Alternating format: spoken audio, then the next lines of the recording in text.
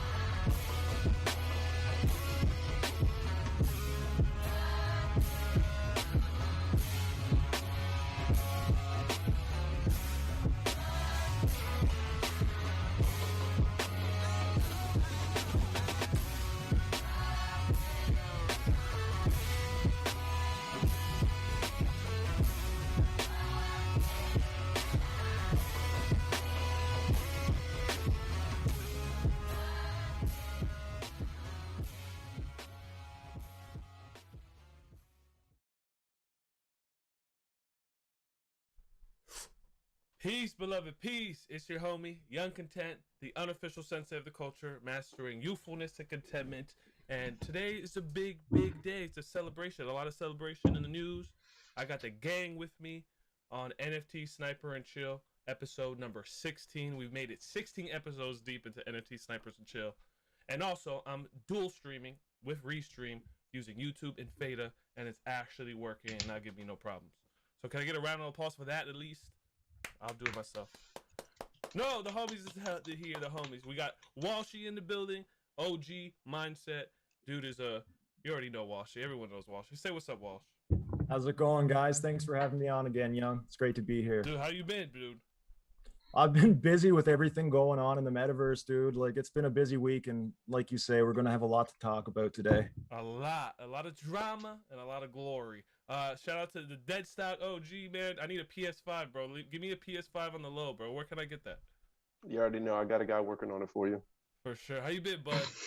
Excellent. I've been good, brother. I appreciate it. Glad to be back and glad to be with the fam. It's awesome. I'm liking that beard, bro. You look like me, man. We just been solely focused in the computer realm, huh? You already know. I just switch it up. I like to grow it out and then I'll just shave it all off and rinse and repeat. 2 minutes later, it's back. And can we all agree that this man, Jeremy Storm Scott, has a better mustache? Look at the curvature on that thing. Did you just do that before you got on, bro? You looking sweet, bro. Dude, I don't know how I've trained it to be this good, but you know what? It's been working out, so I'm not complaining anyways. He said, how we doing, boys? Good to be here. Good mustache. What, you got a beard too? Look at me, I'm empty. I got nothing around. I got some cough medicine for my throat. Don't go breaking on us, Young. How's the council been doing? How you been, bro? I know you're like the Jeff Bezos of the NFT world, so. No, dude, I've been good. Just been researching a ton of new projects recently. Had a day off from the main job, so been going down a ton of rabbit holes today, and just excited to see where you guys are at as well from the last week. So excited to catch up with you boys. Dude, Elliot Voros, what's up, dude? What's good, fam? Thanks for being here. First time I see that name. We are dual streaming on Theta TV. If you don't know what Theta is, it's the crypto Twitch. Blockchain based, on blockchain. But shout out to you being on YouTube as well. I'm super excited to have these guys here so we could just carve up this turkey that is the NFT week and see what we can kind of juices we could talk about. Bro, you guys went in on bonsai trees, right? I missed that boat, but anybody can help me understand what the hell's going on with bonsai trees? I got one bonsai tree. You got the right one. Right. Yeah, yours looks sweet, dude. You got the From what I gather, I was pretty fortunate to have gotten the bonsai tree that I ended up with. So, yeah, I'm not complaining here. What was the hype around that, dude? Honestly, I wasn't going to get one. The reason I got one is because it was brought to my attention that certain people were buying large quantities of them. And when certain people buy large quantities of something and it looks to be a fairly well-made project, I tend to want to get involved. Just because of having bought some other NFTs this week, I was kind of on a budget. I got one bonsai tree and I ended up getting some good traits. I think it was elder bark and ancient apples. And there was like a robin on the side of my sunset clay pot. So I guess that was a good combination of traits. If anybody knows bonsai tree is the sensei, dude. And I'm just jealous because I was doing some Pancakeswap stuff and I missed it. Shitcoins, you were shitcoining. I was shitcoin mining.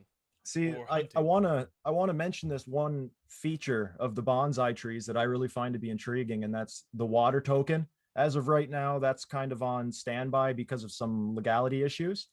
So these bonsai trees, you hold them in your collection, and you can acquire water tokens. And from what the website explained, the water tokens appear to be a valueless token, so you're not going to buy it from SushiSwap. What's going to happen, or Uniswap, what's going to happen is you get them for interacting with the community, and the water tokens can be fed to your bonsai tree. And when you water your bonsai tree, it's going to change the tree or grow the tree, or something's going to happen to the tree over time as you water it. So I thought that was kind of a cool feature, a cool way to interact with the NFT. And yeah, I went in and I don't regret it at all. For sure. Deadstock, did you go in? No, I was actually out and about when the drop happened and wasn't disappointed. I saw Washies and I kind of felt like I won too at the same time. Yeah. So it was pretty tight. Washi wins, we all win, bro. Absolutely. Yeah. That's like the motto of the Discord there.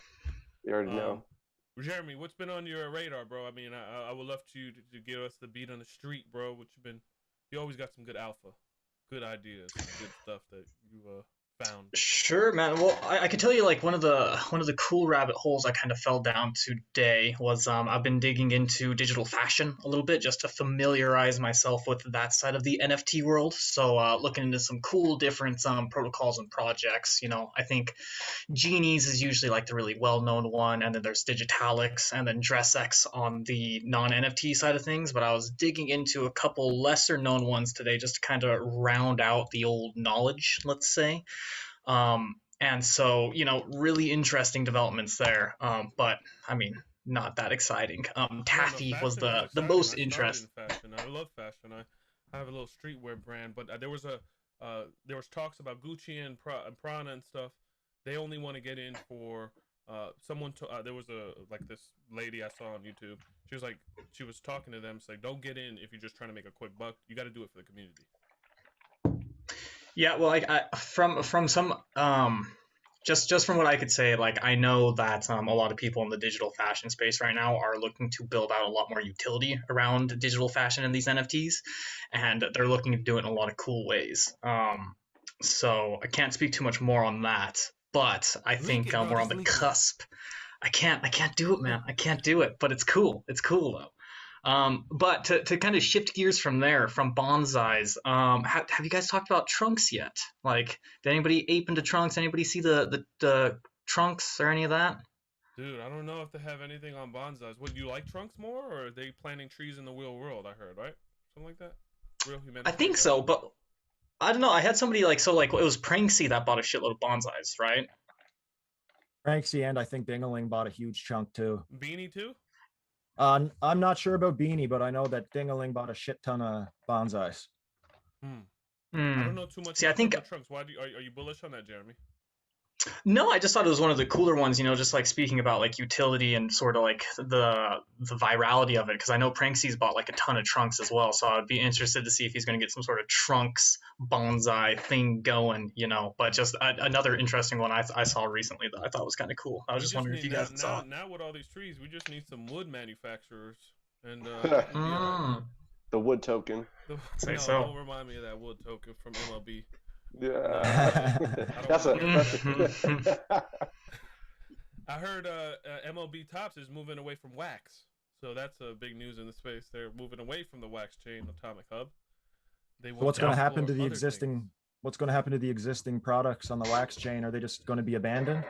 I don't know. I'm pretty sure they're not going to be abandoned. Do you think they'll abandon my collection in there?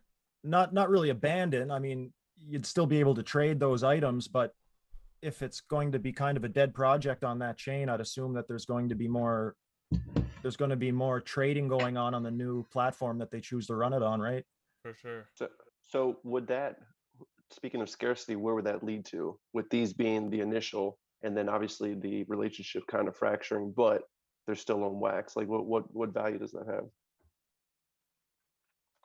I don't know if that's a cool move or not. Like, yeah, that kind of leaves all the people that bought in on wax, you know, puts them in kind of a weird situation.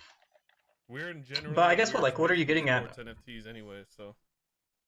What are you getting at there, though? What's a dead stock? Are you like speculating that perhaps since this was like sort of like the Genesis MLB card drop, that these could perhaps become more scarce and more valuable in a certain kind of way, like sort of like misprints in a certain sort of sense? Yeah, that's exactly what I'm getting at, because Mooncats, no, but because the thing is, just like the NBA and just like MLB, and we know especially with the NFL, people are going to follow the sport and they're going to want to collect these things. So them moving away is clearly a sign of a fractured relationship, especially the way the wax threw them under the bus with the drop and everything. So I'm not even surprised. But yeah, just like Jeremy said, like what is the value of these moving forward? Because they're clearly going to be making more on the new chain. But now that these are even more scarce, where does this trend go? For sure. Did you see the article though that like kind of highlighted where the MLB is going, how it was acquired by Candy Digital, which is like Gary Vee? Like, did you guys dig into all that as well? First time hearing of that. No, I love that stuff. And Gary V's making power plays. He everybody thinks the V Friends thing was his power move, but really that was just his way of initiating NFTs and setting That's a him in trend for Novogratz, right? yeah, him and Novogratz. And so Yeah. it's going to be interesting because we all know he wants to own the Jets, and he's going to get into sports as much as he can with ownership and IP. So I think that's pretty big for him. It's funny because when I Googled, because I was doing my comedy sketch, editing it, and we had to Google something for the film, we said, who is the NFT guru? And guess who came up? Oh, Gary V. I'm like, come on, Gary V. bro. What the fuck? It literally said Gary Vaynerchuk, blah, blah, blah. I'm like, okay, Gary, you doing your thing. Do your thing. I like what V Friends is doing. Him and Novogratz. What is it called? Candy, you said? Candy Digital. Wow. If anybody to partner with him would be Novogratz, honestly. Or I thought probably Anthony Pomp.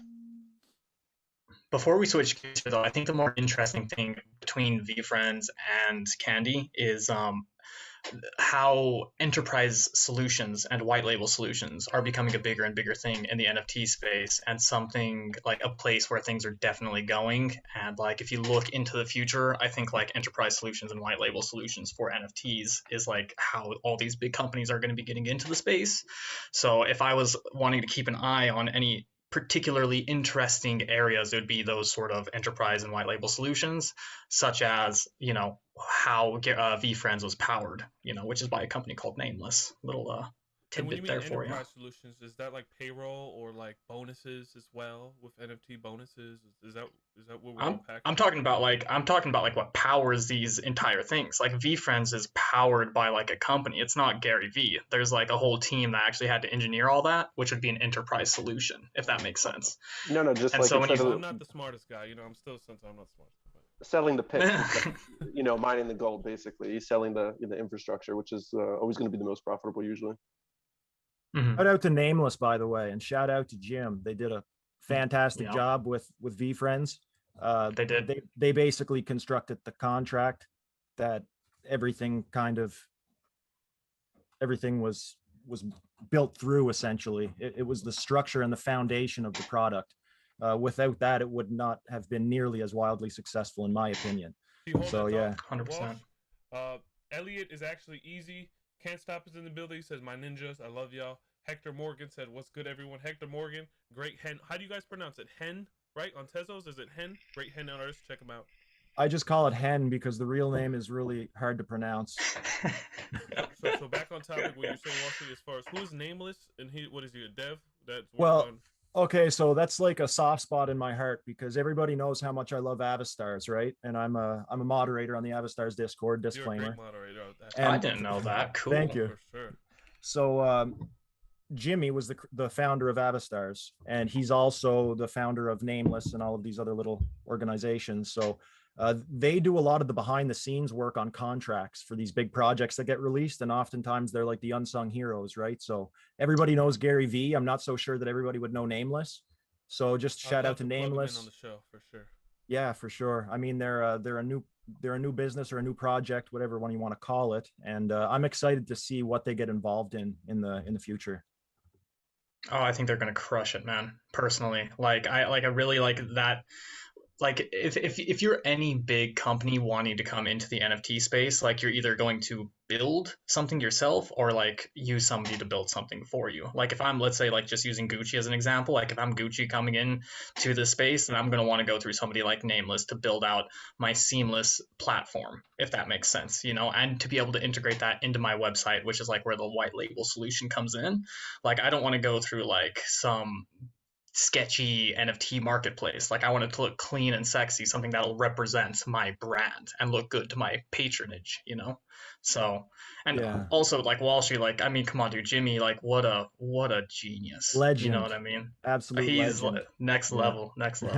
This is the fascinating thing about the NFT space because I don't even know what they're talking about, but I'm so intrigued. So the cool thing about what Nameless is doing is it enables people that don't have any skills in like Solidity development and any kind of code writing to basically be able to mint their own contract without hiring out all of that work. So you can essentially mint your smart contracts through their platform. You know what I mean? And you don't have to go through all the rigmarole of becoming a developer yourself. So it enables somebody basically with a great idea for an NFT to follow through on that idea without having to have all of the know-how at a way lower cost. Sorry about that, buddy. Another great example of that. Well, I was just going to say another great example of sort of like an enterprise solution would be the company called Stardust, and their founder is Kanan. And so, like, we're all familiar with Star Atlas, but Star Atlas uses Stardust to mint their NFTs, and as their value capture layer, you could think of them as like the Stripe of crypto, you know. And what that does is it abstracts away all of that developmental layer, like Walshy just said, which saves projects a ton of time in developments and a ton of money on hiring out these different development teams. And so, like, you almost skip a whole entire like roadmap milestone you have to hit in your development, because you could just integrate a SaaS layer, a software something and you know, have a huge value add for pennies on the dollar. It's absolutely fascinating, because I'm looking at the whole landscape now and be like, dude, can I just collect? And now all of it, it's just unfolding before our eyes in light warping speed. What do you think about that, Deadstock? Like, this is the inevitable, right? This is the inevitable curve that we have to go on. No, this is exactly what everything has been trending to, and it's actually just the continued progression of everything that's been going on. So I completely agree with everything that we've been talking about. And I mean, this is why I know we always say, oh, it's the beginning, but it's always like new beginnings, because we see the foundations being laid, we see the steps being taken, we definitely see the mess ups, but we see a lot of the successes and how because we have to have the eyes away from us and be in a bear market, or is that why it has to happen? We have to build in the underground. Well, a lot of things always have a precipice, and obviously, like we saw with maybe even like the Bored Apes and stuff like that, you know, some things just happen to take off, and they stay going on that trajectory with the momentum. But at the same time, things just take time, and as much as we always want things to happen instantly, and not even instant gratification, just quicker than they happen, things are gonna do what they do, and you know, a lot of us with the patience and putting time into this market, into the space, are really going to benefit from it in the long term, while enjoying the ride, of course. Yeah. And that's why I appreciate, because Walshy's perspective to Jeremy's perspective, it's like opposite. Walshy's the collector. He's also very smart, but then you got Jeremy, who's in the enterprising of everything and beats on the ground. So it's, you guys are getting some serious information on this show. So guys, Walshy, what else is in the space that you want to highlight? Well, I mean, we can't go this entire episode and not talk about the Bored Ape Yacht Club. I mean, avatars in general have been a huge market in NFT land lately. Like, I mean, look at Avastars, look at Bored Apes. There's too many to list them all. So anyways, Bored Ape Yacht Club, they didn't just take off, you know, from square one, wildly successful. Yeah, they set the model. Things were kind of slow at first. Like, you know, things were very good at first, but they were nothing like they are right now. I think they just did everything right. They were completely transparent from the beginning. They set out a very clear roadmap, and they executed everything on that roadmap just like they said they would. And it's better to under promise and then over deliver. So they had a roadmap very clearly laid out, and there have been little things getting added to the roadmap, which are just like little extra surprises, right? Did you get a t-shirt? Now, I wasn't able to this time, because when they ordered the clothing, they were assuming that, you know, I don't even know if they expected to sell out. They ordered enough clothing for a fraction of all of the apes. Sold out in a matter of like 6 minutes, but I'd go out on a limb and say that they probably sold out in a matter of seconds, and then it took a while for the transactions to go through. The clothing's going for thousands of dollars on eBay for the people that were able to get the clothing. You guys gonna have a Planet of the Apes movie remake, right? I hope so. I hope they do make a movie or some sort of a show with some of our apes. They're already talking about incorporating apes into Beanie's next comic. Yeah. So, well, you know, he's definitely they're doing auditions, so they're not even talking about it anymore. Definitely happening. And yeah, they're doing it. Because you guys below here are the ape brothers, Walshy and Deadstock. I don't know how many apes you guys have, but I know Deadstock probably got a lot of apes, because I just see all his avatars everywhere. It's like, oh damn, he's just everywhere. No, I was pretty limited when that drop happened. I had you know, with being the summer, I had family over that weekend. When you guys tell me, man? Oh, I think I told you. That was Crypto Nitty's weekend. Okay, so let's Crypto Nitty's over fucking BAYC, and YC is in my name. Nobody ever knew. I mean, it was literally a month ago, and like Walshy was saying, it started at 0.08 ETH, which is nothing. It rose quickly, that week to go up to almost like 0.4, 0.5, and then drop back down to 0.2. And now, as we see, the floor's risen up to basically an ETH now. I mean, I think there's a few that are like 0.9, but when I say a few, I'm talking literally maybe like this many, and then the rest are over an ETH. So.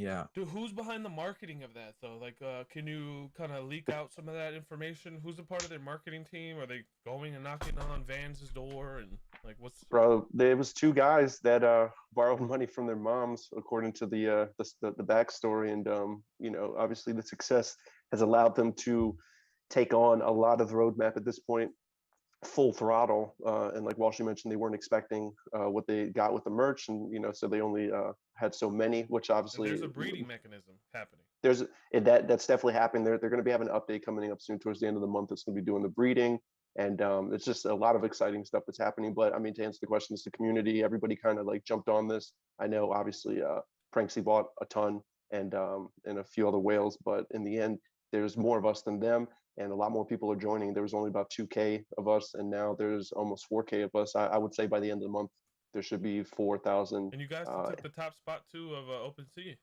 so taking over, baby apes. Even in Crypto Slam, it's actually crazy. It's crazy. The Crypto Slam, the Crypto Slam thing was an even bigger feat than being the #1 on OpenSea, because I do believe the apes were #1 spot on Crypto Slam. That means they outperformed Top Shot. Yeah, that volume was crazy, and it's only going to get crazier, you know. That's a great segue into Top Shot. You guys have any other last ideas with the Bored Aped Yacht Club that you want to say before we move on to this Top Shot stuff? I guess like just like my 2 cents on the whole thing. So like transparency, disclosure, whatever. I actually don't own any apes. I don't own any apes, which like you're no aper. I wish I did. I know, man. I know. It's a shame. It's a shame. But UI, okay. Jeremy's building UI. All right. He's building actual use case and real things that will be touching fabrically in the real world with NFTs. So give him credit. Thank you, Sensei.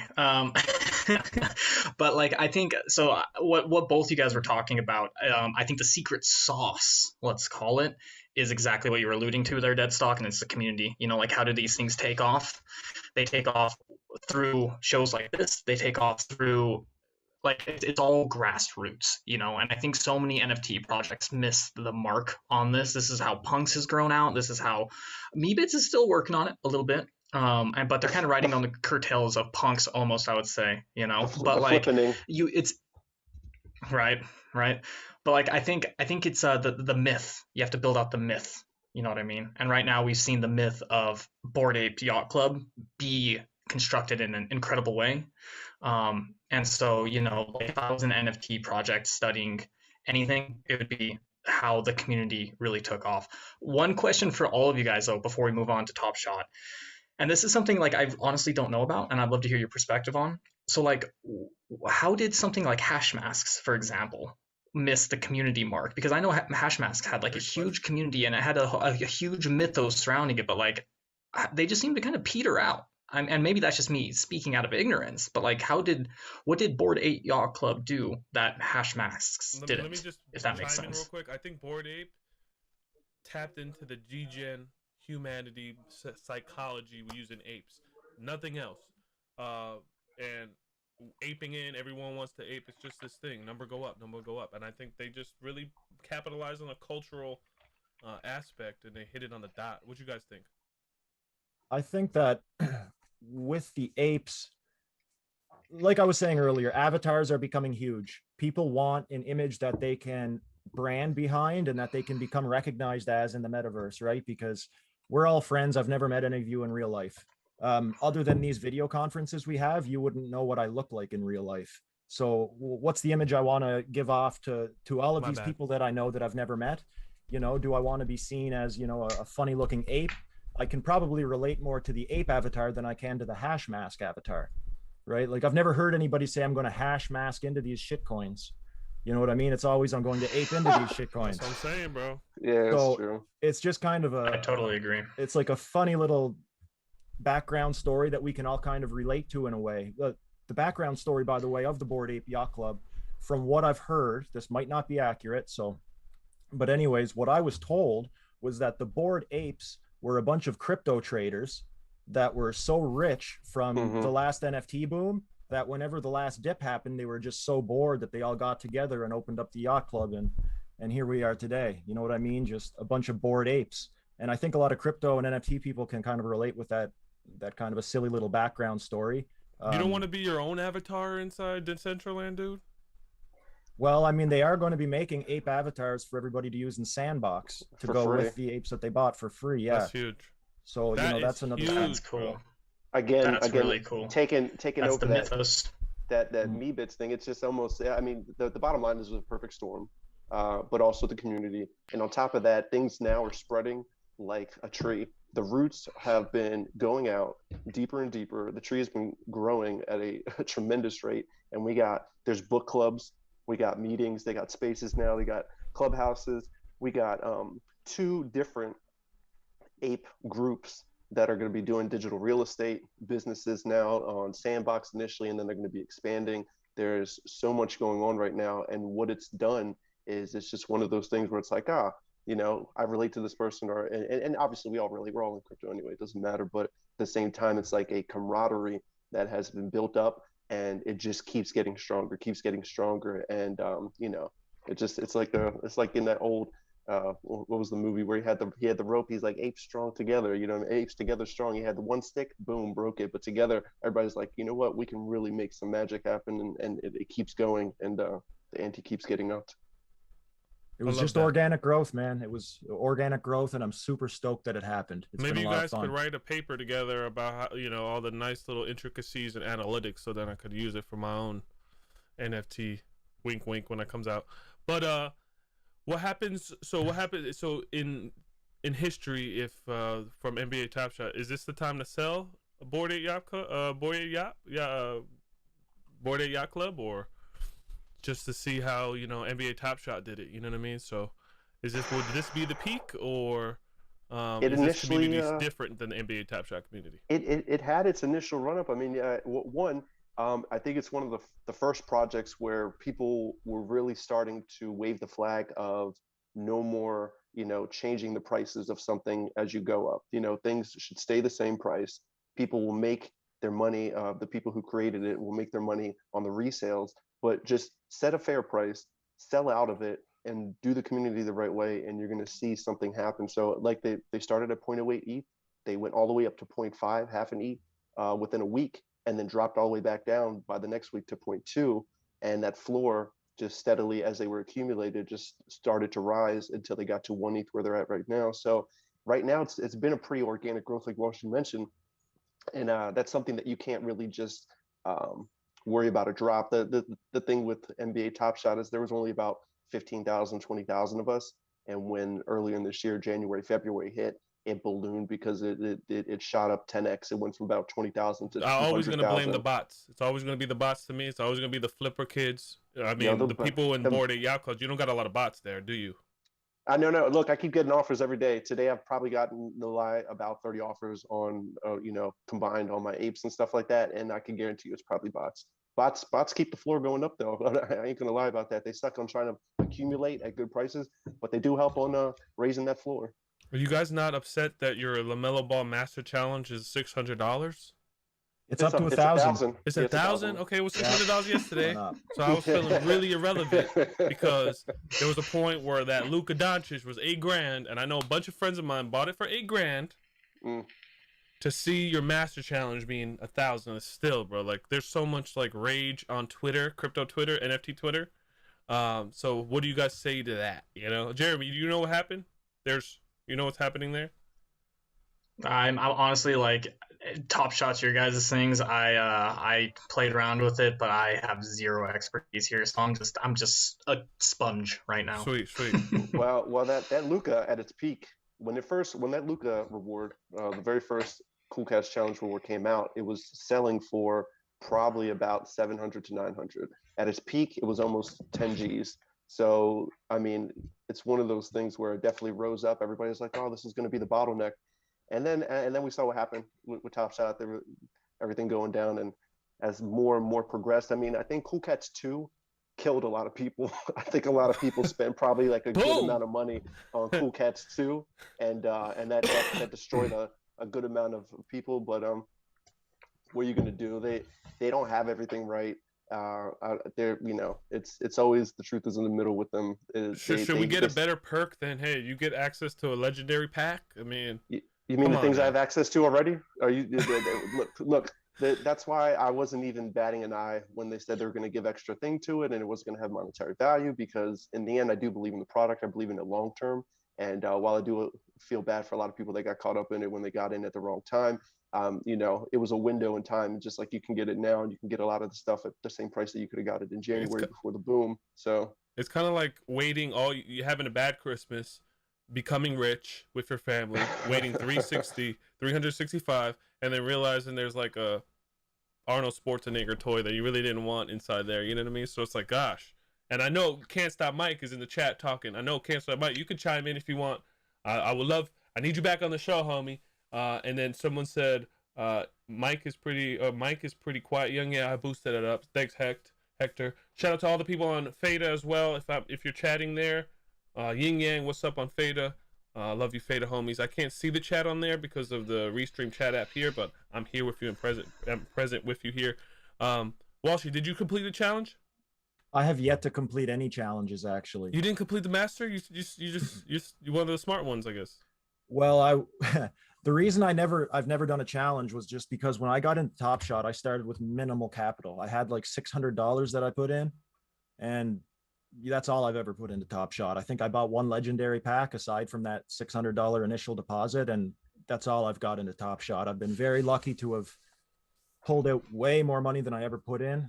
I've still got a little bit that's probably going to be stuck in there for the next little while, unfortunately, because of the state of things. Yeah. But, Top Shot should have taught us all a lesson, and that's that you should never get too comfortable with your valuation of anything, in this space, because things are so delicate and fragile and things can turn on a dime.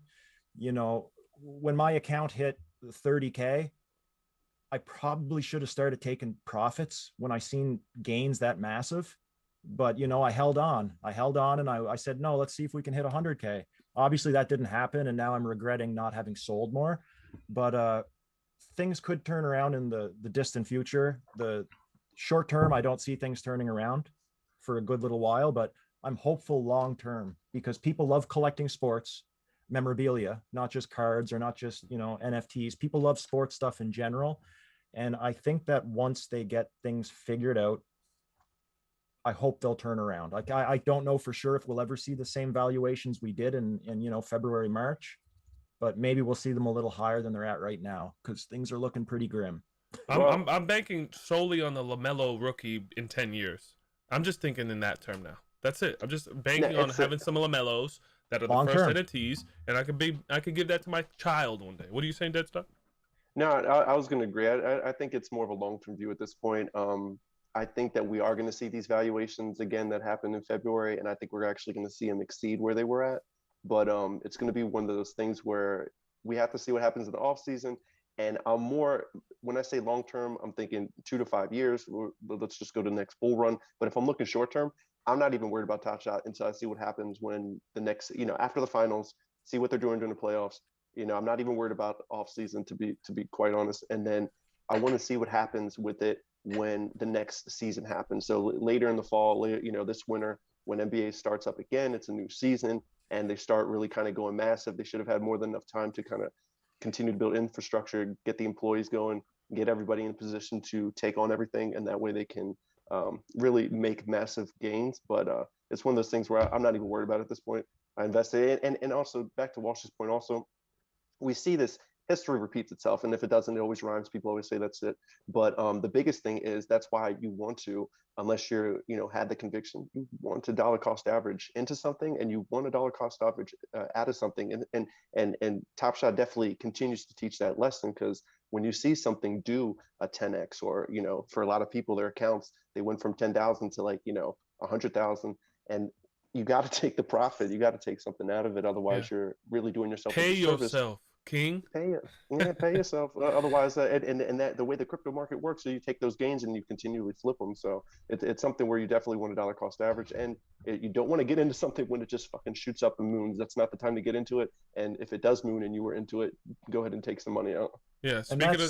that's a good point, because basically what happened with Top Shot is people essentially bought the very top of the bull run at 60,000 USD. They bought the Top Shot.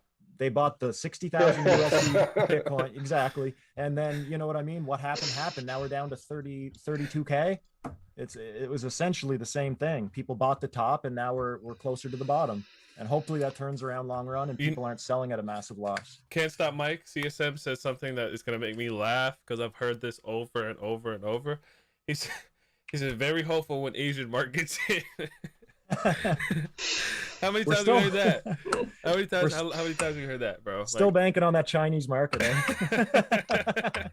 Any minute now, fellas. Any minute. Any minute now, for sure. Can't Stop Mike, you got to come on the show next Thursday. We're going to be interviewing a artist on Hen, Mavil, which is a great Indian artist, and she's going to be talking about her stuff, that's going to be really interesting. Jeremy, what do you think about the artists? Are you collecting art? Are you an art collector? We need to know more than Alluvium. Are you still into Alluvium? Give us all the deets, man. Sure, dude. Yeah, still into Alluvium. Keeping an eye on there. Not as active in the Discord and not as active in the community as I guess at the beginning, but that's just for like the mere fact that like I'm in close contact with like the team, and I know what they're doing and I know what they're building. So like I don't need to be in the Discord, 6 hours a day, like just watching people talk. You know what I mean? So like I know what's going on. I check in there. As far as art goes, the way I view art is like right now, art is the experiment, and it's the layer. How to put this? Like we're playing with art right now as far as NFTs goes, so we can lay the foundation and lay the groundwork for what's to come next. We have to learn how to sell art, which is like something that's we could do safely. So we could learn how to sell mortgages. So we could learn how to digitize everything. You know what I mean? So as far as like aping into a lot of NFTs, honestly, like art is how we figure out how to do things, and all these like smaller assets is how we figure out how to do things. And now they're all incredibly important aspects of the NFT castle, let's say, but we're still building the cornerstones and the foundation. We're nowhere near building the castle. Would you say we're in kindergarten doing doodles? Dude, we're like barely out of the womb. You know what I mean? Like, and that's where like when you guys are talking about Top Shot, like I totally agree with what you guys are saying, but I'm not thinking 2 to 5 years as far as longevity. I'm thinking 20 years from now when we look back and we go, holy shit, like I have a piece of fucking history. When I think about NFTs and I think about the NFTs I want to collect, I think about when there's a NFT wing in the MoMA or like in the Guggenheim, like what NFTs are going to be in that wing, in the crypto art wing. It's going to be the apes, it's going to be the punks, it's going to be the Top Shot moments, so like those are the NFTs that like really interest me well, that's what gets me going, man. So like right now, like from my personal perspective, like I'm excited about a ton of projects, but I'm more interested personally in like helping as many people build the foundation that we're all laying together, and like learning as much about each little stone that's being laid in the foundation than trying to buy each stone, if that makes sense. Yeah, that's actually good alpha for my audience to take in, because a lot of these people are coming from Facebook and they don't know anything about NFT. They're going to watch that NFT Guru comedy thing tomorrow, but yeah, break that down more, bro. Like you just want to learn, you want to research, you want to make sure all your crux are in order.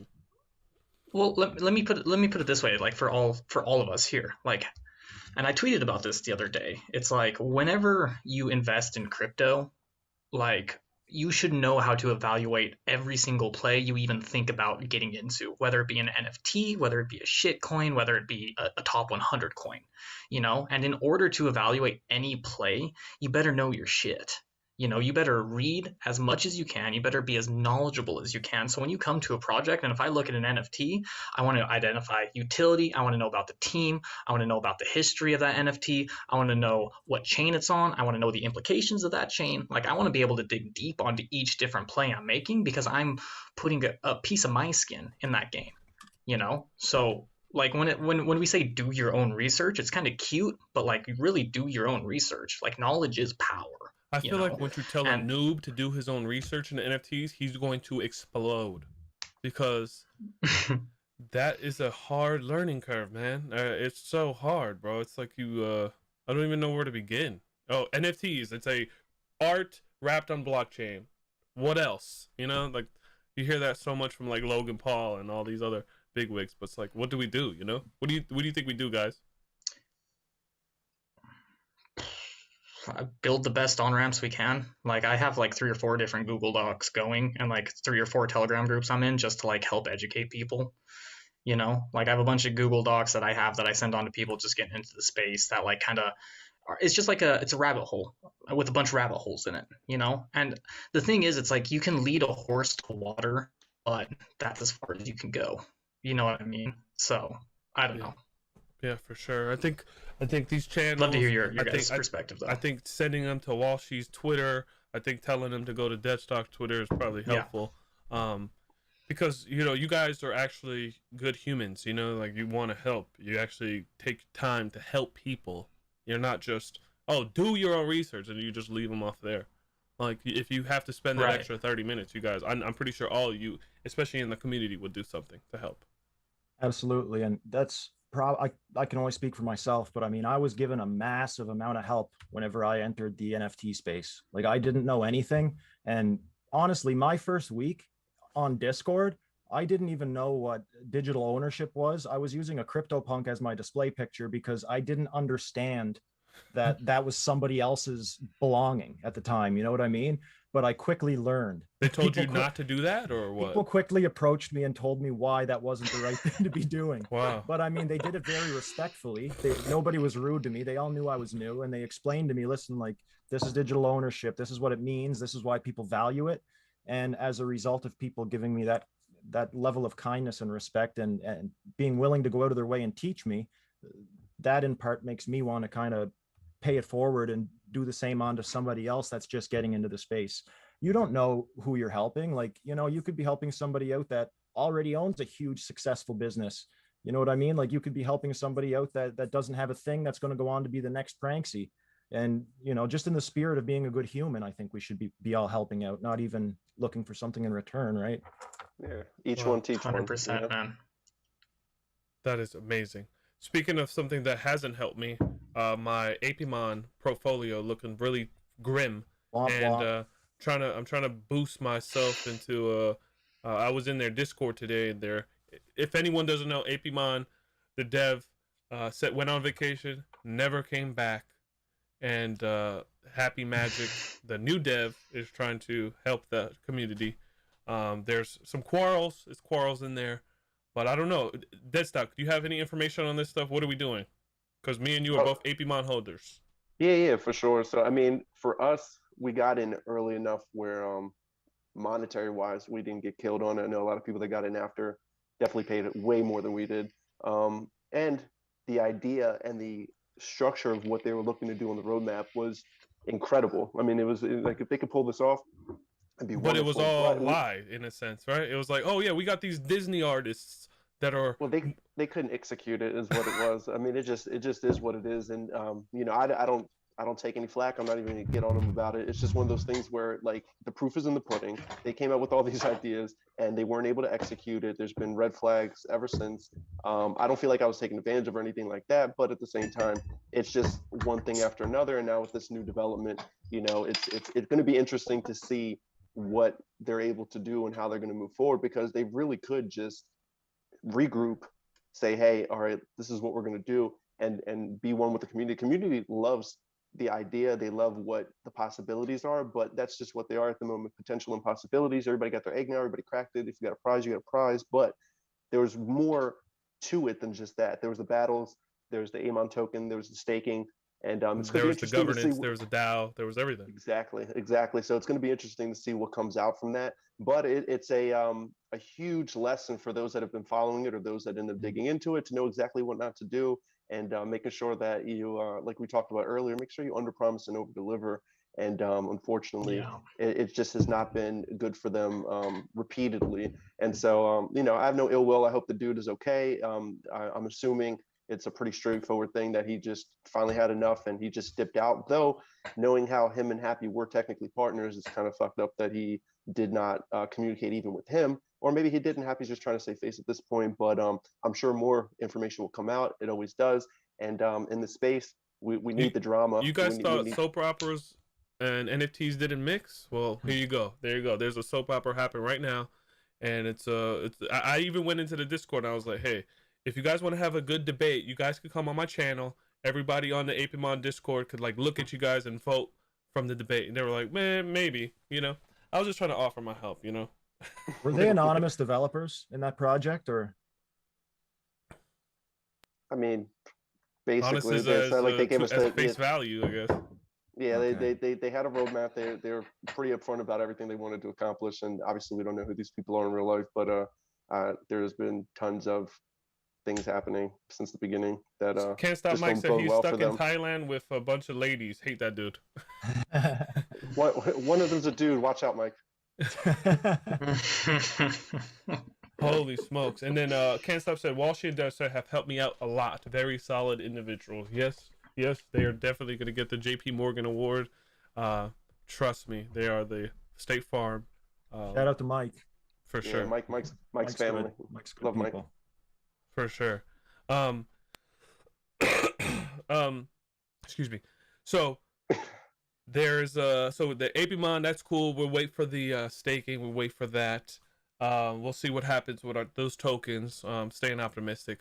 What's the news, Jeremy, on social.network or any other cool things that are working there? I know they changed their whole. If anybody doesn't know what social.network is, what's happening with them? Can you explain that? Sure, man. So I think the first time we spoke about social.network was right before they launched their key generation events. And then after their key generation events, I was on a couple calls with their founder just to kind of like hear what was going on, kind of just get the whole story. And super solid guy. Dude has his head in the right place. He knows what he wants to build out. However, I think what social.network potentially did wrong was they launched their token generation or their key generation event too early, and they should have given it more time. You know, I think they were excited to launch it, and they launched it, and they didn't have community managers in place. Their Telegram was kind of a shit show, and you know, like they should have gone through the motions a little bit more, is what I would say, sort of unbiasedly, I guess. As far as what's going on there now, I haven't checked in on it in the last few weeks, I'll be honest, but I can say that there's a lot of social media platforms kind of beginning to crop up. I don't know if you guys have seen Showtime. They're like an Instagram-like NFT social media platform, and there's a few other ones that are starting to crop up. There's the one called Fanadice that's kind of like a influencer type social tokeny gated access kind of thing. Big clout, of course, you know. So there's like everybody's kind of making social media plays at the moment, but I don't think like I wouldn't hedge my bet behind anyone right now, just because I think it's too early. I'm not hedging it like I'm hedging shit dog coins. Like even there, like the dog coins have burned me in a sense, but you know, there's projects like uHive and Ethereum.world and Akasha, but the thing I like about social.network is that they changed that whole trusty thing to like phone. So now you could just use like a text instead of having to do it in the email thing. And yeah, you're telling me I missed the key generation event? I missed it? I think I think you missed it, but I think it's still going on. I think there's a big number of keys to be generated, so I'd say it's still probably going on. Like I said, I haven't checked on it. For but sure. Speaking of solid I would love teams, to get your. What were you gonna say? Sorry. No, please. Speaking of solid teams, Parallel, I can't speak enough on Parallel. I didn't mention Parallel today, but I have to mention Parallel. That team is a full time where I'm investing all my time. If you don't catch me in Nftsnipers, you're gonna catch me in Parallel because it's just what we're doing, what they're doing in there, and the things they're releasing in July's pack release, and the new masterpieces, and just how that community engages with the lore and the things that they're gonna reveal. Solid. Everything about Parallel, man. Like I can't fault them for anything. Of all the crypto games that I'm bullish on, Parallel is probably the one I am the most bullish on personally. Super excited to see what they do. Can't wait till it's always a party over there. Transparency, and they have that trust. I think that you want to build in an NFT project like the Bored Aped Yachts. I keep on saying it wrong, bro, but that's that trust that Parallel has my allegiance. You know, a Mark Crowley into the day I die. 100%, man. No, I love what those guys are doing. They have such huge vision as well with everything they want to do with the game, you know, like, and they're covering just all their bases, you know, so can't wait to see what they do. Super happy we're all there for the ride. New masterpiece just went on sale as well. They just introduced their first async art masterpiece, which is super cool. Love what async's doing. Awesome. Yeah, I like async awesome piece of tech. Rebel Spy says amen. Rebel Spy, you were in here the whole time? Platypus, Rebel Spy. Hector says, really informative session, guys. Appreciate it. For real. Don't forget to plug NFT NYC. See y'all there. Who's going here? Walshy, you wanna just like come in my luggage, Walsh? Come in your luggage? Yeah, put you in my luggage, bro. Come to NFT NYC, bro. Yeah, make sure you clean up afterwards, all right? For sure. I'm not sure what you're asking me to do. We want to see you at NFT NYC, brother. How can you get there? Oh, gotcha. I understand now. I think we might be able to work something out. I'm going to have to hop the border somehow, but we'll make it work. For real. Deadstock, are you coming? No, man. I got meetings all that week. I'm gonna be working, homie. So you'll be representing for us. Wow. And Jeremy? No. Unfortunately, man, not, I'm sir. striking out here, bro. I'm freaking striking out. I'll tell you what. You'll be going though. Next year I'll be at every single crypto conference, every single crypto meetup. I just have some obligations to wrap up this summer, you know, and then after that, free bird. Absolutely. What projects should be on our radar, guys, to give some people some info? I think that if you haven't already checked out the Bored Apes, I think that that's a project that's probably worth checking out long term if you can afford it. I'm honestly pretty big into Hen right now, collecting art on Hen because it's affordable. There's a lot of breakout artists that I think have a lot of talent and might break through into the Ethereum network in the future. Can you plug them in for the archive? Yeah, I'm going to give a shout out right now to the artist that created the piece that I'm bidding on right now on Foundation, and that's Die with the Most Likes. I love this guy's art. He reminds me of Ralph Steadman from Fear and Loathing. He illustrated Fear and Loathing in Las Vegas and a lot of Hunter S. Thompson's books. I want to give a shout out to Namakubi. Namakubi made my Bored Ape banner for my Twitter account. So shout out to Namakubi. See, both awesome people. I love that. And yeah, shout out to the snipers and the non-fungible idiots. For real. And shout out to Hector Morgan. He out here trying to really come up. We're going to be doing some cool projects together. Thanks. Shout out to Jeremy for lighting a fire under my behind. So we got a lot of cool things happening in the Young Content metaverse too. See, if I go to Decentraland, guess who I'm going to be appearing as? Myself, okay? I just have to appear as myself. You're working on something, Young. Why don't you give us a shameless plug? Working on an NFT. That's going to be really, really, really cool. And also some other things that I got to keep close to the chest. But it's gonna associate that with itself. And a lot of just with the content network, you know, the lads, Nifty Q, Ronan, the collector really inspire me, Crypto Stash, and all the people who make content here. So seeing what Kagiyan is doing, all that stuff, I just want to be a part of that ecosystem and really dominate. Have you had Kagi on your show yet, Young? No, I'm gonna try to get Kagi on just to pay respect to the people who've been here, you know. So it's just only right.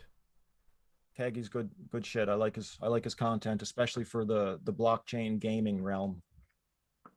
And also, speaking of what's hot for me too, did you guys get into the Ember Sword sale or no? No, I didn't get into it. Bro, it was a nightmare. Yeah, I heard about it. It seemed like a lot of fun. It was a nightmare. I'm so happy I got some, but it was a nightmare, bro. I spent 5 hours looking at the screen. I was trying to conjure up magic, but it was tough. It was very tough. Very tough stuff. Are you still bullish on all the ADA projects, Deadstock? Oh, bro, I am 100% bullish on all the projects. I mean, when you look at the Cardano ecosystem, I like to always think about, I look at Bitcoin, and I always like to think of Ethereum, a bull run behind them, maybe 4 years behind them, which makes sense because of when they came out after Bitcoin. I'm looking at Cardano and what they're going to be doing, and I think as that going to be the same thing 4 years behind ETH.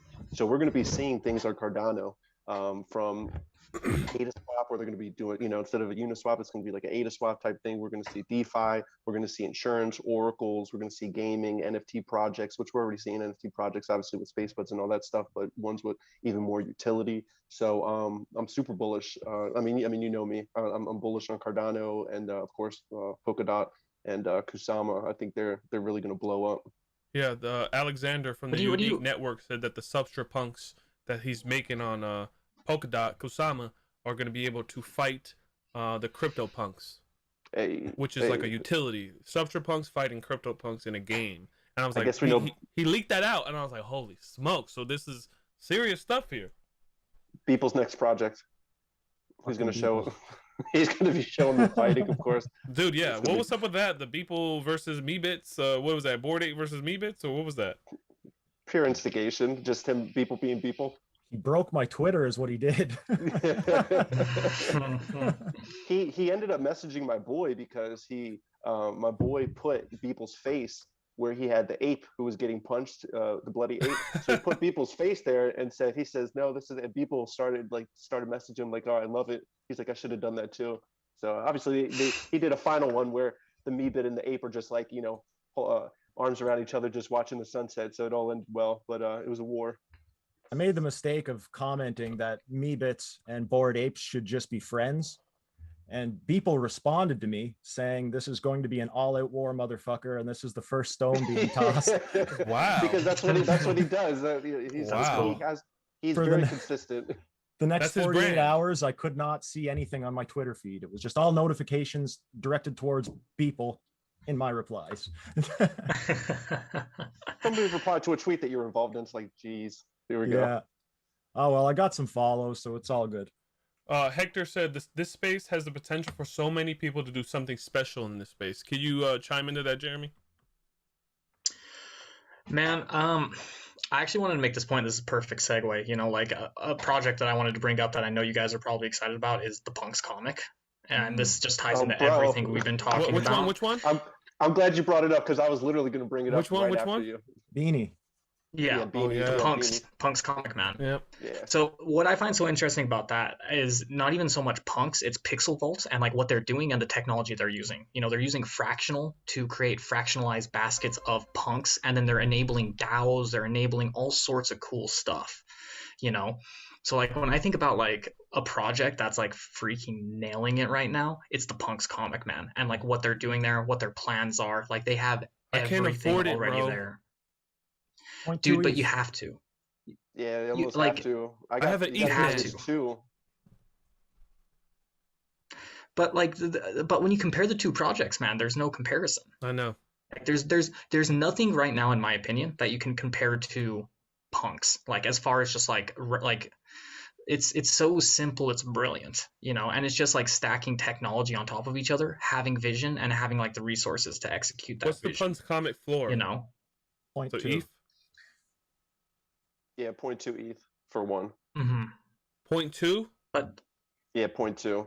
Okay. So if you can get 2, 0.4 total, but you'll be able to burn 1, you'll be able to stake 1, you'll be able to gain. And I put in the Discord for us, I put a little screenshot of what you're going to be able to do. But just like Jeremy's saying, the utility of it all, of not only bringing a community together and investing into a product, which would end up just being the NFT and the comic itself.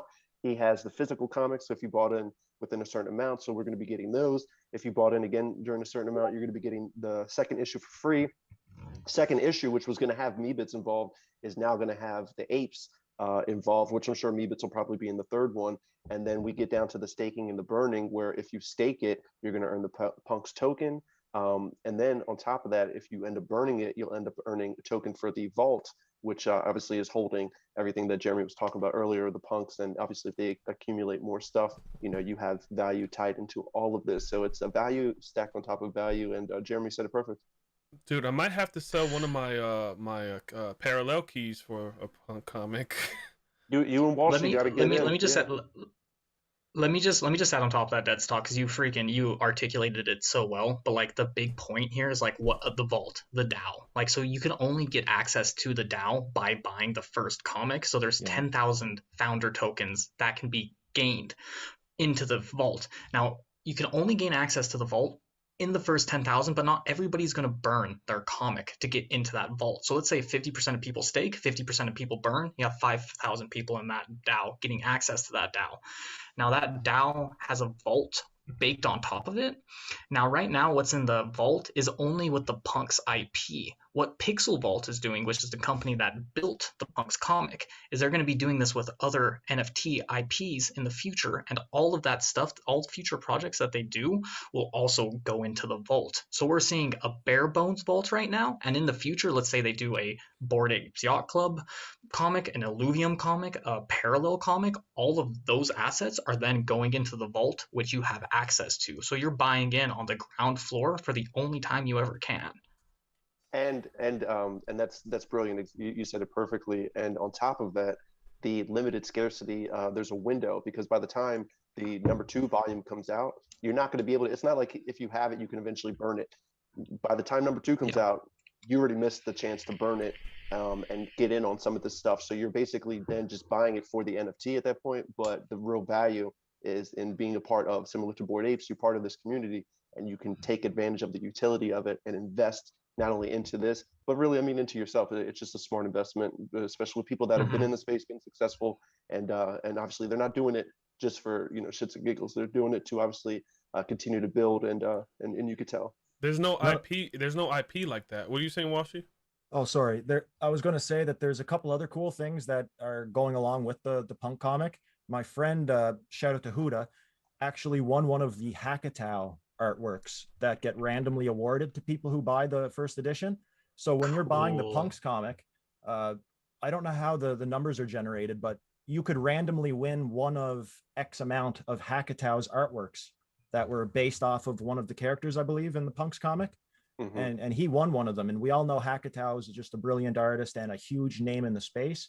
So, you know, that's just an added incentive. Also, you need to own a Punks comic to be able to try to get your ape featured in the upcoming series.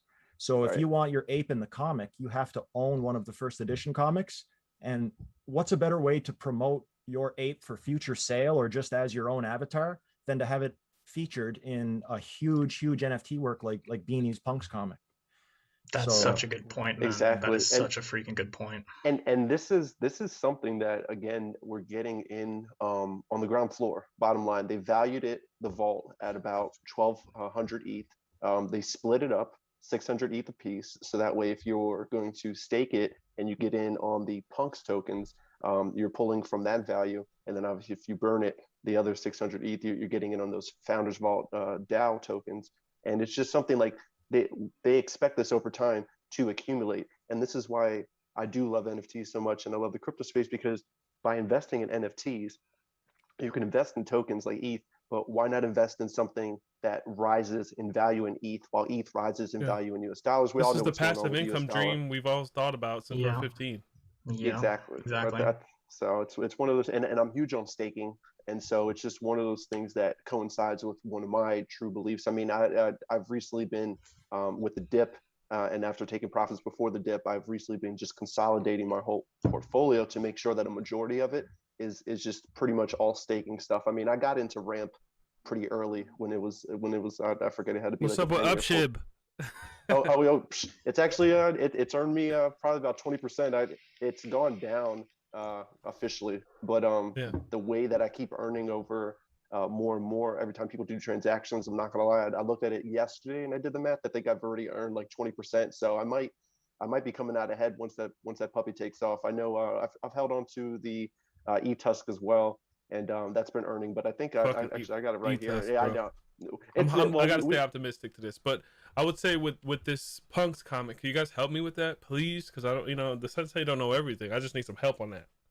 No, for sure, man. I mean, there's only I forget how many's left, but there's got to be, I think, out of the initial 10,000. I think 4,700 something. I checked it like right before this. Are left? Because I'm looking to buy a few more. So now I need somebody to clarify this for me, because there's a cool feature in the second edition comics that are coming up. Now, if you buy edition 1 Punks comic, I believe you get grandfathered into the second edition, right? Yes. Now, the second edition is going to have generative art for the cover photo. So everybody's comic could have varying levels of scarcity and value, because That you could is end amazing. up with a more scarce trait on your cover photo than the person that mints the next comic. I'm pretty sure that I got that right, but there was something to do with generative art.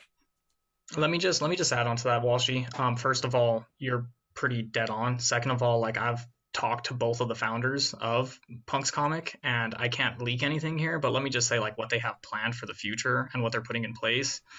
Like you wanna buy these Punk's comics. Like you want to. Yeah, completely Simple agree. as that. I think it was like a month ago or whenever he first came out. I remember the first day that Beanie tweeted it out, and I forget if it was Pranks or whoever it was. This is not financial advice, by the way. Not financial advice to do it, but definitely not financial advice. But it's one of those things where I remember they were going back and forth. And Pranks was like, I want to buy a ton of them, but you know, I want to make sure I give people a chance. And he's like, bro, just do. I think I still got it saved somewhere. He's like, just go ahead and you get it if you want. And the biggest thing is he was like, if I buy a ton, I'm not really understanding it, and that's the reason why they ended up updating the website, because Beanie was like, well, you know what? I understand it because I'm part of the people, the founders, but maybe we're not expressing the true value of what's going on. And it really forced them to go ahead and update the website and get everything going. And just like Jeremy says, there's a ton of stuff playing behind the scenes that's really going to be like rocket shipping them. So go ahead, bro. Can I bring this full circle? And like the way to understand this, and also like what I'm even more bullish on, even over Punks, is once again bringing this full circle to Nameless, is the technology that's powering what Punks can do. So like Punks is powered by Fractional, and if you know anything about Fractional, you know it's run by this founder named Andy. Yeah, and like what Fractional, like what you can do with Fractional, what you can do with Fractional is insane. Like the Punks comic is basically just like a sexy fractionalized basket of assets that Punks saw the potential there and then built an entire brand around it. So like Punks is really cool, but what you'll be able to do with fractionalized NFTs in the future through things like Fractional and through things like charged particles is absolutely unbelievable. And like it's these layers of technology, it's these little foundational stones that are enabling the next wave of NFTs that are coming. Like if you follow me on Twitter, I'm always like, oh guys, you have no idea what's around the corner. And like if you want to understand what's around the corner, start looking into things like charged particles. Start like if you want to like know what's around the corner, start looking into things like Crucible, charged particles, Fractional, Nameless. I'd like to drop some other names here, but I can't. But like start digging into what powers these NFTs. It's definitely the future. This is the direction things are going. I mean, you see it with let's just go, King Corn. Look at Bitcoin. Back in the day, you could have bought one, and even a few years ago. Now you have to buy a fraction, and that's exactly where everything's going. The value is going to continue to rise, and the more that we see this stuff happen. And like we were talking about earlier, the way the NFTs is really, Jeremy said it, I believe, how the way we're learning to sell these NFTs and the way we're learning to distribute them and the utility of them, that's going to end up becoming everything in the future. It's going to be your house keys. It's going to be when you go to a hotel, when you rent a car, documents and stuff like that. And more to the point of the fractionalized stuff, not just the tokens, but also real estate, especially with a lot of the digital real estate that's going on now. You're not going to be able to own a lot of this stuff unless you have big mover money. But what you will be able to do is jump in and benefit from a community of people that can jump in together and co-own it and pull value from it together and continue to build it up. So, and also like to once again like bring this full circle, like how we were talking about like the cultural aspect of all these different NFTs, what the Punks comic allows you to do, which I think is like psychologically brilliant, is like I can't own a Punk because I'm not that wealthy and I don't have that much ETH to throw around, but I can own a fraction of 16 Punks. You know what I mean? So it gives me skin in the Punks game, in the Punks ecosystem, and like psychologically speaking, that's powerful. So even if I own a shard of a Punk, like I'm still in, like I could still kind of like flex that a little bit, and I think that's incredibly powerful, just like we were talking about earlier. Walshy can get the avatar back once he jumps in and stakes. You own those Punks now, baby. Those are yours. I've always wanted a Punk, man. Since I got into the space. Yeah, that's your ultimate goal. It is. It still is. Like Punks were about $1,500 when I got into the space, and that was right around the time that Pranksy did that Punk wheel. Mm-hmm. And they shot up that month from like $1,500 to around $25,000. So they're completely out of my range right now, but it's still a nice long-term goal to have. Guys, it'll be a milestone, yeah, for sure. Go ahead, brother. Yeah. Guys, you literally blew a lot of people's minds in this chat. You blew my mind with this punk stuff. See, Sensei's always learning, so I really appreciate just all the 360 wisdom, all the good compassion you guys have for the space. It's very inspiring. That's why I bring you on these shows. Is there anything we're missing? Because I have a date with Destiny, which is a dinner plate, and I gotta smash this thing. I think we covered a lot of great stuff, man. I think How'd you feel about the conversation? I'm buzzing.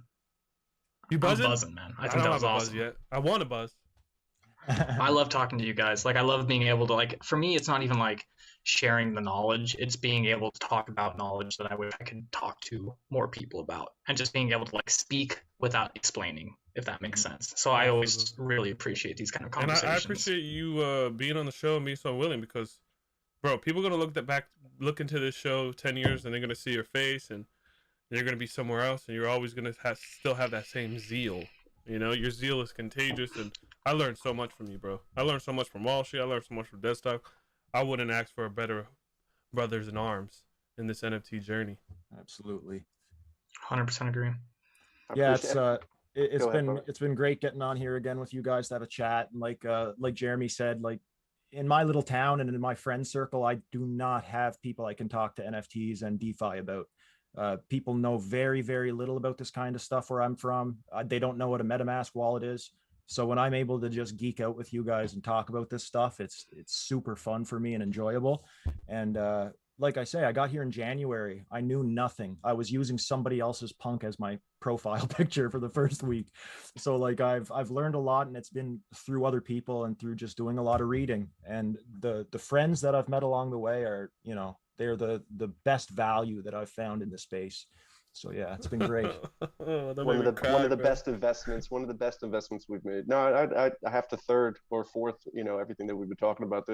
Again, we always go back to the community and the space, and not having to explain an NFT to somebody, or having to go from, you know, 0 to 1, and really just being able to kind of discuss it and talk about theory and talk about strats and all that stuff. It really makes a big difference, and to the point where even, again, bringing it full circle, we're talking about video games and the utility. I think it was just announced today. I was reading an article where Grand Theft Auto 6 is now, it was leaked that they're going to be having not only an in-game currency, but it might also be powered by Bitcoin.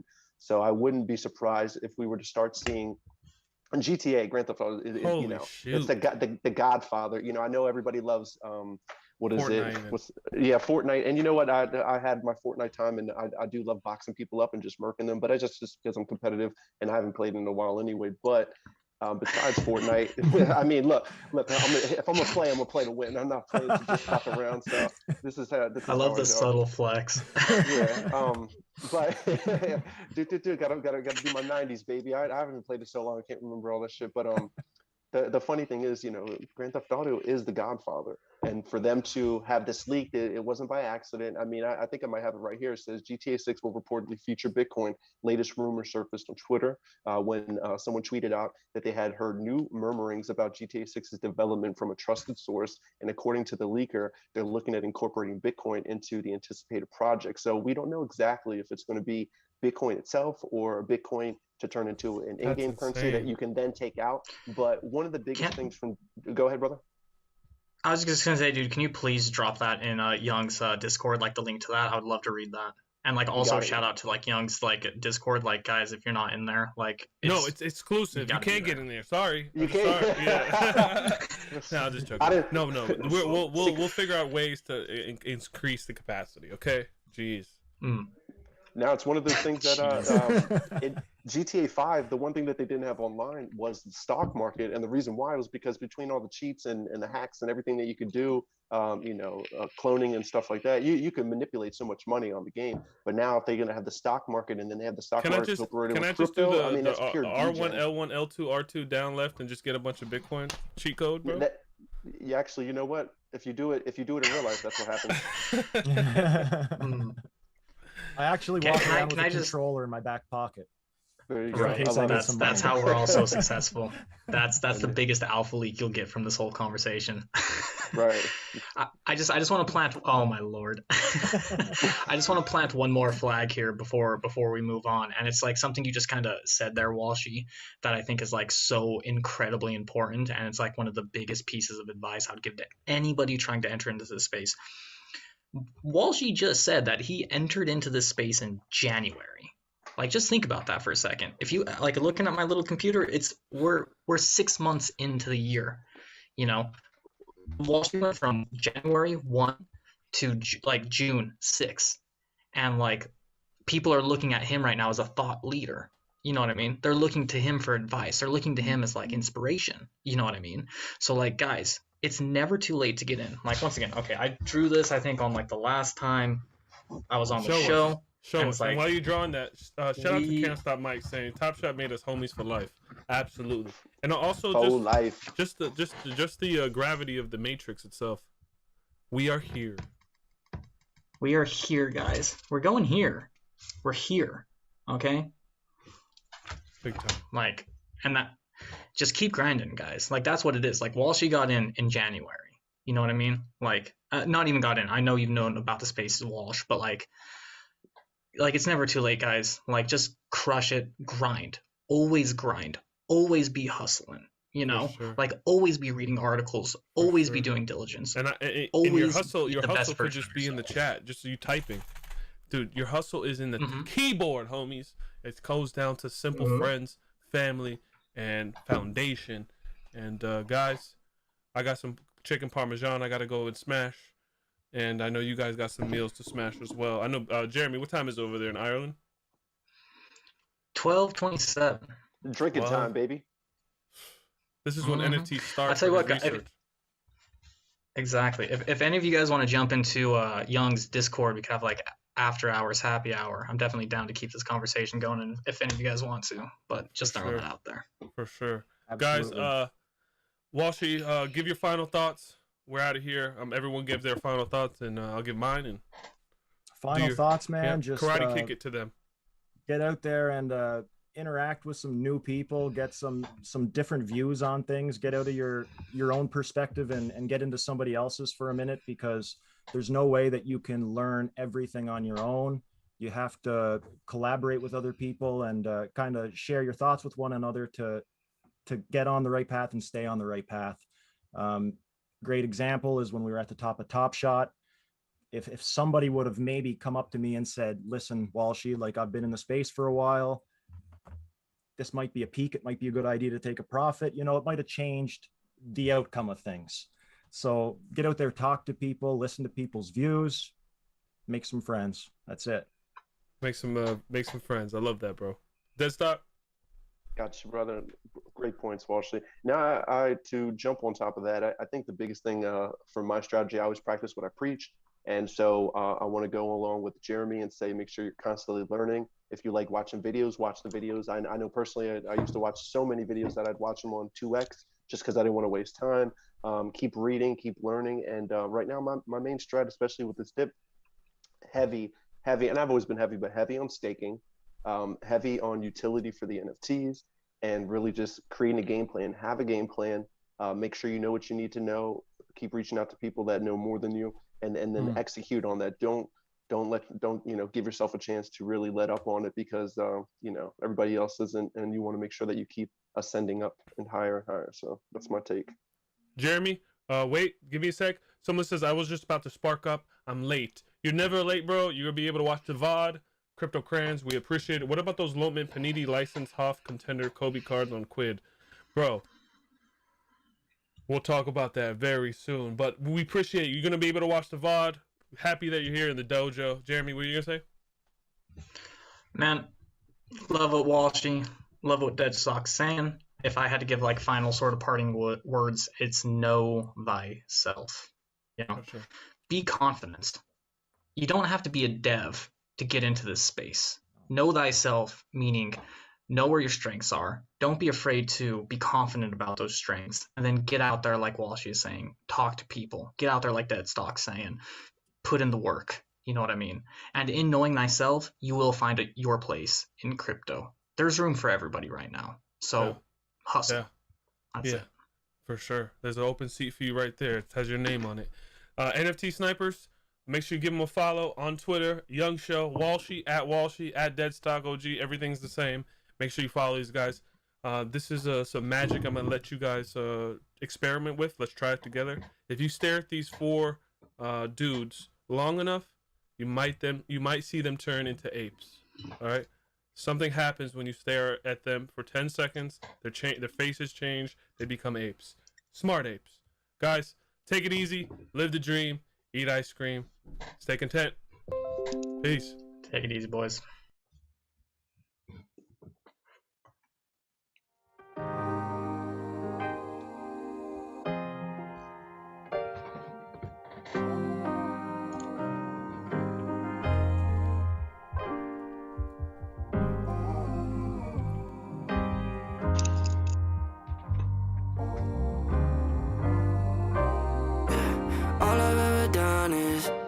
Myself in debt, put myself in harm's way. It's all good, but I think I took the hard way. I don't know.